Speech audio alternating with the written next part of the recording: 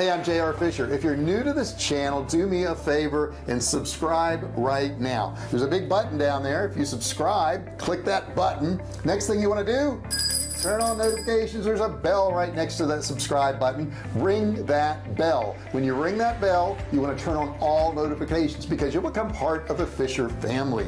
And then guess what? I can notify you every single time I do a new video. Now this channel is all about helping you start, run, and grow your online business. I've been selling online since 2009, and we've sold millions of dollars of both digital and physical products in a whole bunch of different niches. So on this channel, I actually share with you all the techniques, all the skills, all the secrets, all those things that you really can't find anyplace else are right here in this channel, and they're absolutely free. Speaking of free, I've got a $97 free e-commerce course. It's 97 bucks, but you get it for free, and I'm putting a link in the description down there below, so check below, click on that link. Don't need a credit card or anything like that. You just click on the link and you can go and watch and learn for free. So that's pretty cool. So let's jump into what you need to do to have these high converting ads and all the steps that we need to do. Okay, so I think the toughest part of doing an ad is sitting down at a blank screen and there's nothing there. You have no idea what direction you're going, what you're doing. So in these 5 steps, I'm going to help you out with that because you're going to have a plan. Now the first step is extend your brand voice to your ad copy. And what do I mean by that?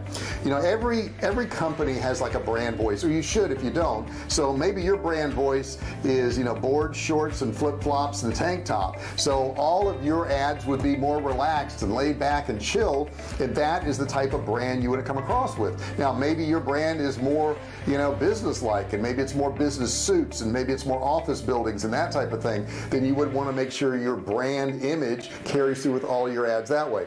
Please remember, you need a brand image. Okay, people have to relate whatever your company is with your brand image. Now when I'm doing a video like this, if I came out in a dirty t-shirt and I told you, hey, I'm going to help you make money online, you would look at me and say, well, you don't look too successful to me. It doesn't look like you know how to make money online, and you probably wouldn't believe my brand. So understand, but that may work if I'm, you know, showing people how to build survival bunkers, you know, in a dirty t-shirt. Hey, I was out there building my bunker, and you can see and look at me and go, well, I trust that guy because he's actually doing it. So whatever that brand image is, it has to match what you're trying to sell those people.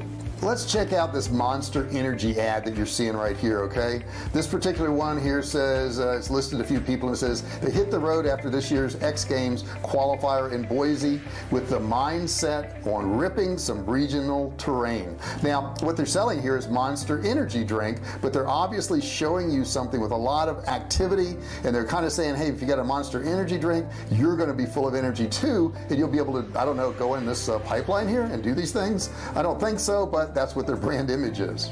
Number 2, make sure that you clearly communicate the who, what, where, when, and why.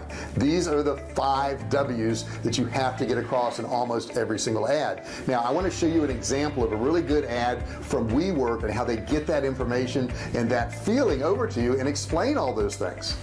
Now first off, when you're communicating these details, it really helps the users, the people watching the ad or looking at the ad, know what to do and how to engage with the ad once they see this. Now let's look at what WeWork did here.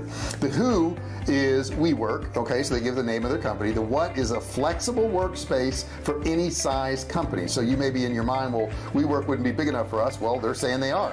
When is today. Okay, they want you to move in today. They want you in there. Where is the WeWork offices, you know that. And why? Because they're there to help you with your business and help it grow. So as you look at this ad here, you're seeing WeWork provides flexible workspaces expertly designed to grow and scale along with your company's headcount. So what they're trying to say is that even if you join WeWork and you get a spot there and you start to grow, that you could stay with them because nobody wants to uproot their business, right? Now you should go back to your ads or your ideas for ads and see if it matches all those things I just talked about in that ad, and if they do, you're in good shape. Okay, so that's really important for you to do that. The next thing I'm going to tell you is number 3 is test. Test. What do you test? You test your copy length, you test your headlines, you test for performance, you test you test pictures, you test everything you possibly can, because with running ads, it's not like it used to be. And I think a lot of us have that old-timey ad type of mentality where if you were going to run an ad in a newspaper, you came up with your ad copy, you put it in the newspaper, and you hope it worked. If you were going to run a TV commercial, you put together your TV commercial and you put it on TV, and it was on all the channels or one of the channels, and you hope it worked. Same thing with a billboard. You did a billboard, you hope it worked. But imagine this, imagine you're driving down the interstate, and every 10 minutes, now actually there are some billboards like this now that are doing this where they switch, but they switch for different companies, they don't switch for the same company. But every, say, 1,000 cars that went by, and you had a way of tracking this, which you don't ever do a billboard, but if you did, and you could switch that ad to where every 100 cars that went by they saw a different ad, and the ad that did the best was the one you kept.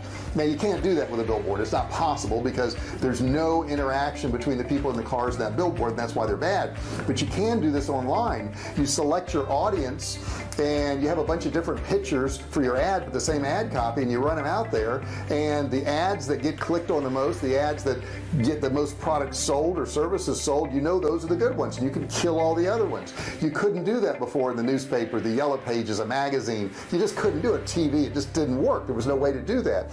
But now there actually is. You can actually have empirical data to know who's clicking and who's buying based on what ad you run. So testing is so important. And I would say, like I said in the beginning, test short ads, test long ads, but make sure you test.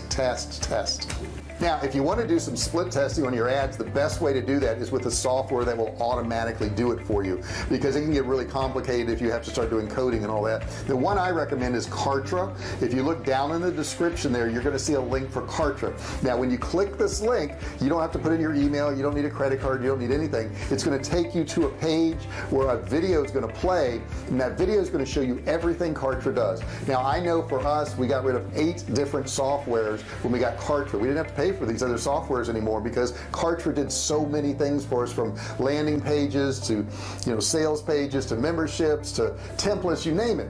But the cool thing it did, and that's what I started this conversation with, is we could split test. So we could do 2 pages that were identical outside of maybe color, or outside of maybe the image, or outside of maybe the headline, and when leads came in, we could direct 50% of the leads to one page, 50% to the other page.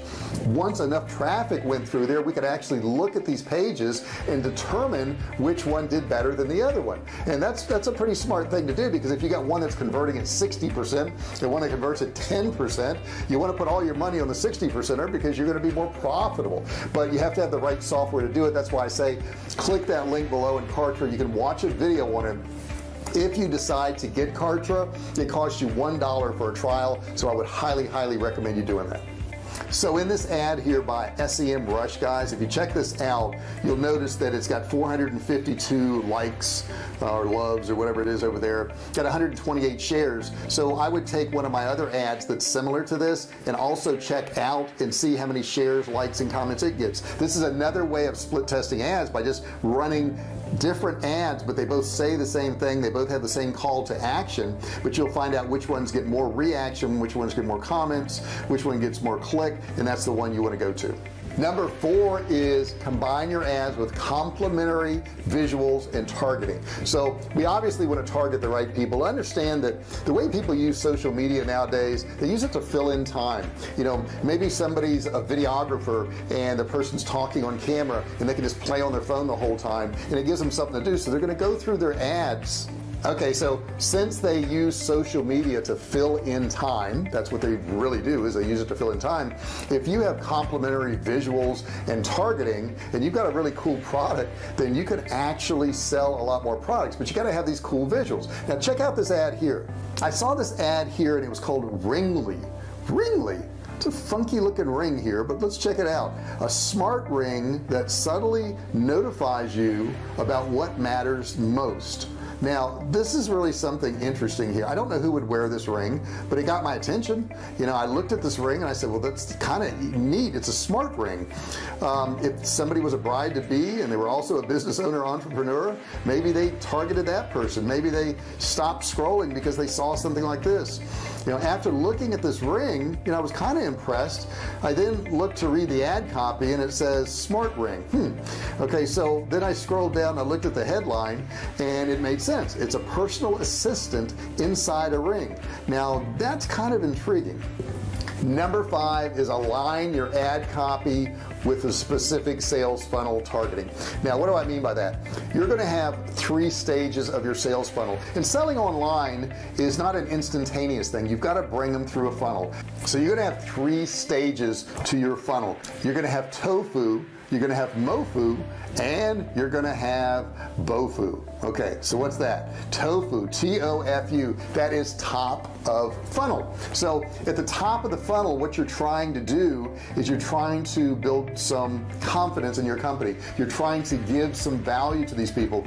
So understand, when you're doing ads to the top of the funnel people, that's what they're going to expect. They're going to expect to get value from your company in some form. Maybe it can be education, maybe it can be a download, maybe it can be entertainment, but understand that is tofu. That's top of the funnel. Now when you go to middle of the funnel, mofu, okay, that particular section, that particular group are going to be people who have already interacted with your business, and maybe they bought something but probably they didn't. So they know you, they know something about you, they know what your company does, they know what you stand for, they know your morals, whatever it is that you're trying to project.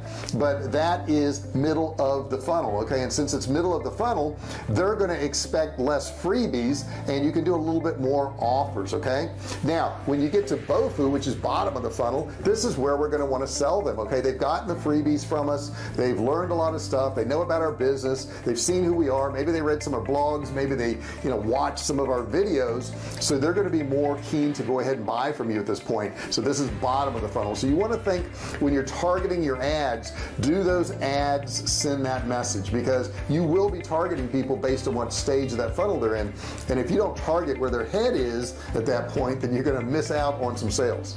Now here is a good top of the funnel example. It's called Vengage, and it says apply your colors, fonts, and logos to your visuals in 6 steps only with Vengage. It's time to stand out.